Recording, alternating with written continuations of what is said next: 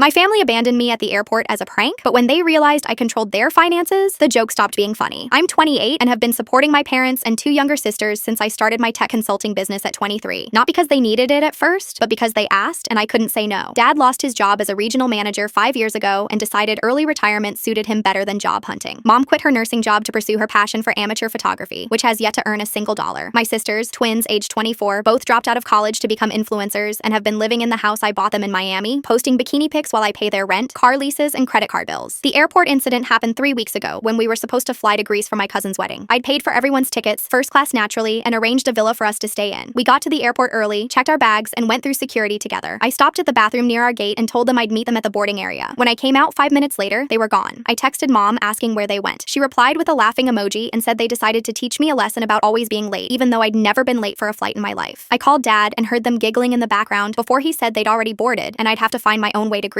The gate agent confirmed my family had boarded 20 minutes early using a story about a medical emergency. I stood there in disbelief as the plane pulled away from the gate. They'd actually left me. My phone started blowing up with texts from my sisters posting Instagram stories from their first-class seats. Champagne glasses raised, captioned, "When you finally ditch the boring sister." That's when something inside me snapped. I didn't chase after them or book another flight. Instead, I went home and spent the next 6 hours systematically removing them from every financial account, canceling every credit card, changing the locks on the properties I owned, and freezing the family trust fund I'd set up. By the time they landed in Athens, they had no access to money, no hotel reservation, and no way home. The frantic call started at 2 a.m. my time. Mom screaming that their cards were declined at the villa. Dad threatening to disown me. My sisters sobbing that they were being kicked out and their luggage was being held until they paid. I sent them a single text. "Find your own way home. This boring sister is done." They spent 3 days at the airport begging relatives for money while I hired movers to pack up their belongings from my properties. Their influencer careers tanked when they couldn't post content and missed brand deadlines. Dad had to sell his precious golf clubs to afford economy tickets home. Mom's camera equipment is still in customs because she can't afford the fees. They showed up at my office last week with a lawyer, claiming I'd stolen their money. I pulled out 5 years of bank statements showing every penny came from my accounts. The lawyer took one look and told them they had no case. Now they're living in Mom's sister's basement, and Dad just got a job at 62 as a grocery store clerk. My sisters are working at the mall. They've called me heartless, cruel, and vindictive. Maybe I am, but I've never felt more free. Last week, I used their first-class tickets refund value to take a solo trip to Greece. Posted one photo from the same villa they never made it to. The caption, "Better late than never." My phone hasn't stopped ringing since, but I blocked their numbers. Family might be everything, but everything has a price. And they finally learned what happens when you treat your meal ticket like a joke.